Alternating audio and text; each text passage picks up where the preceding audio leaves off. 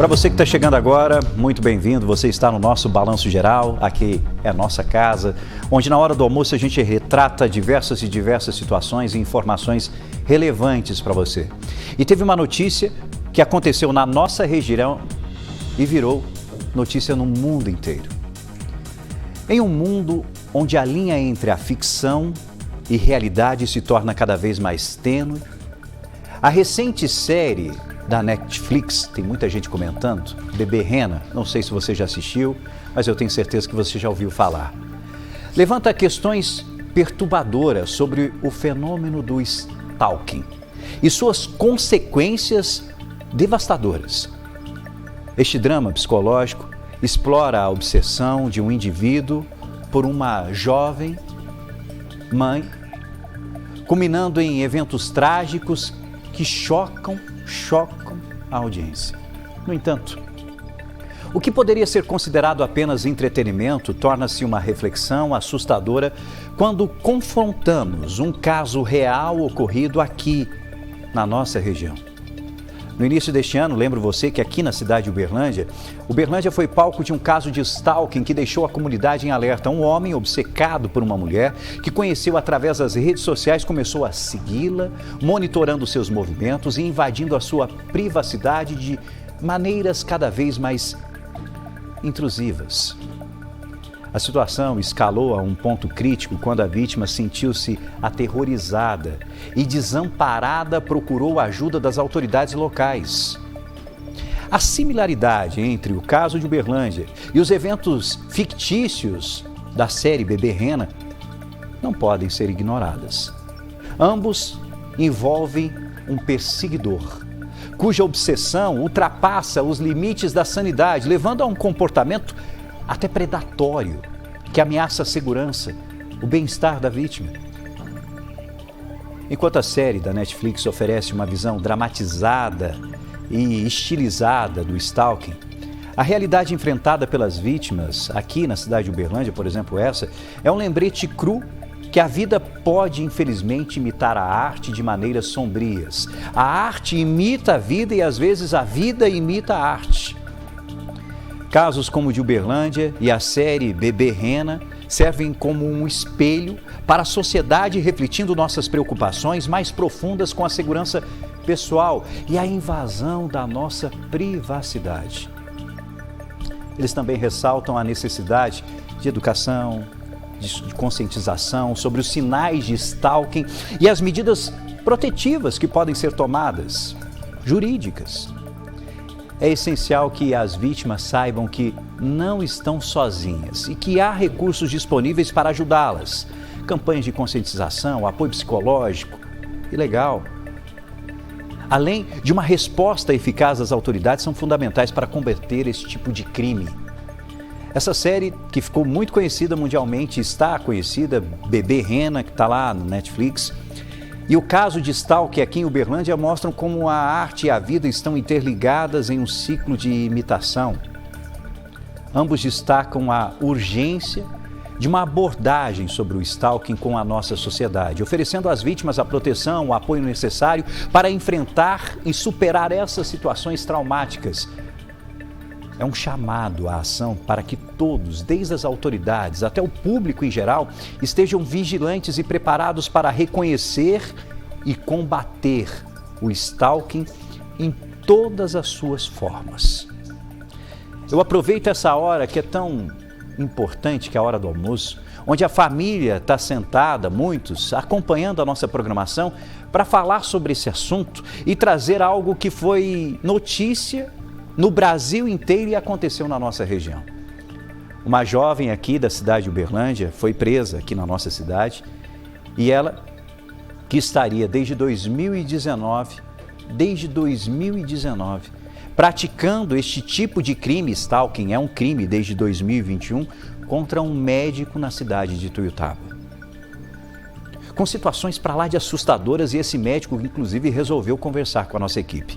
Deixa eu chamar, inclusive, a nossa querida repórter, a Carolina Barros, para estar aqui ao vivo junto com a gente, porque ela acompanhou de perto toda essa história e vem acompanhando também a repercussão disso nas nossas redes sociais. Carol, obrigado por estar aqui ao vivo agora, assim, do meu lado, para a gente falar sobre esse assunto que é delicado, é sério, que envolve inúmeras pessoas, mas especificamente sobre esse.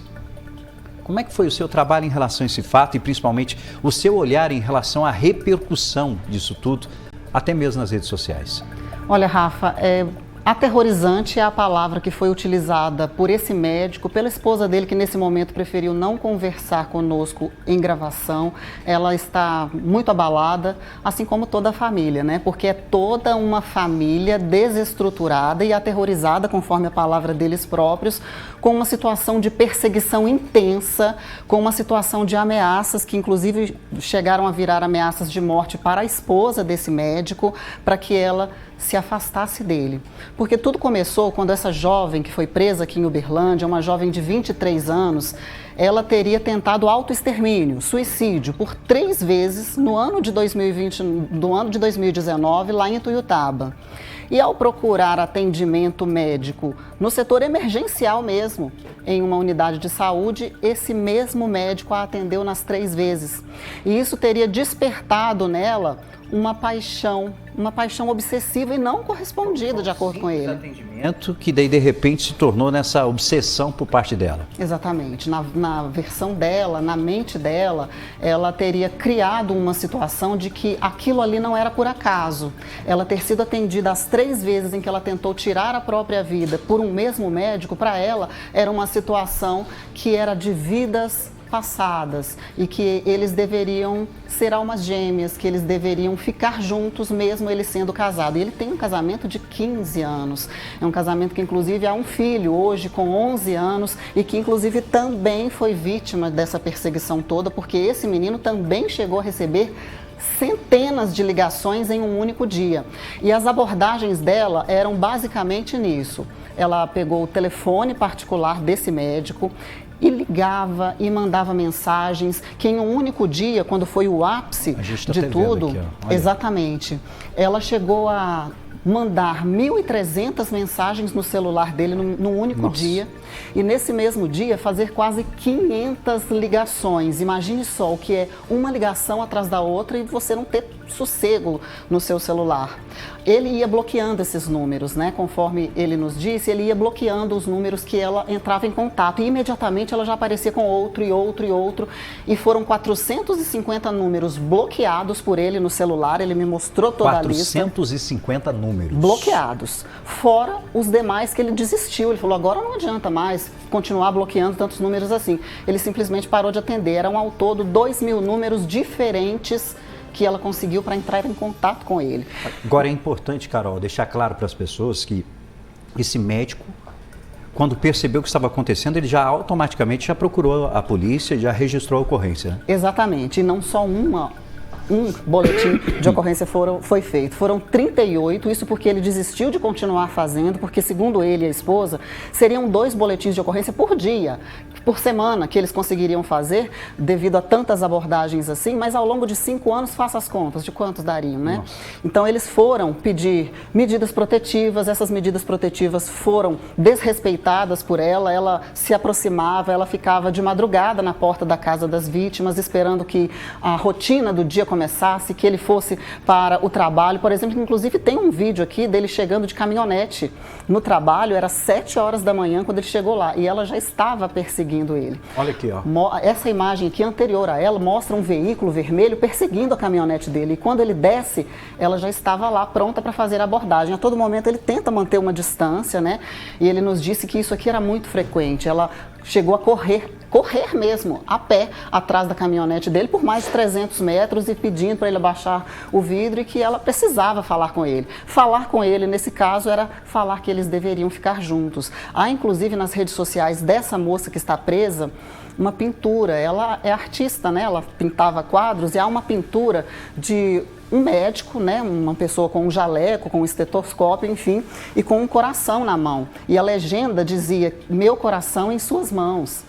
Então ela tinha mesmo uma obsessão por ele, né? Uma fixação de querer ficar com ele. E a partir dessas primeiras ameaças que não deram certo, dessas primeiras investidas, que ele manteve a distância, pediu para que ela procurasse outros médicos, os especialistas que ela precisava, né, que era psiquiatra, enfim, a especialidade dele é outra. Ele falou que não cabia atendimento da parte dele, ele negou atendimento para ela, pediu para ela procurar corpo de bombeiros, enfim, que pudessem salvá-la. Ela se mutilava e mandava vídeos para ele. Nossa. Ela mutilava o próprio punho, enfim, dizendo que ia se matar se ele não ficasse com ela.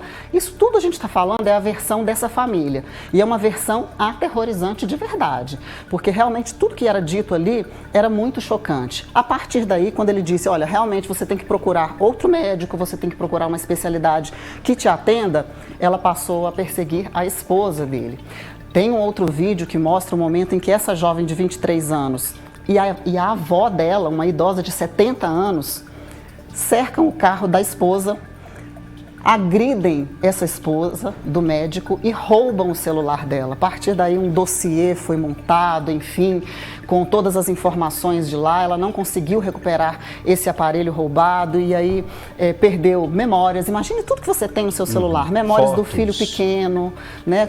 O filho hoje tem 11 anos, mas todos os registros de família, enfim, tudo que se perde quando se perde um aparelho celular foi perdido por essa família. Além disso, o emocional que foi abalado, a desestrutura familiar, um casamento de 15 anos que foi completamente tomado por uma invasora, né? Então é um prejuízo muito grande para essa família e são incontáveis as coisas. E o que chama a atenção é saber que a família dela, queira ou não, a ajudava.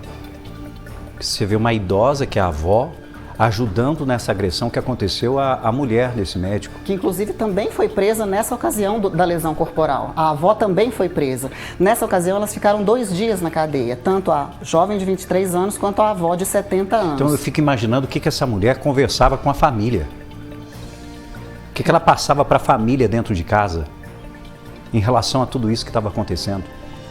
Exatamente. Então, olha que ponto. Agora, a gente tem reportagem, a Carol preparou uma reportagem com todos os detalhes, mas deixa eu aproveitar porque a Carol teve na casa desse médico, teve lá junto com a família.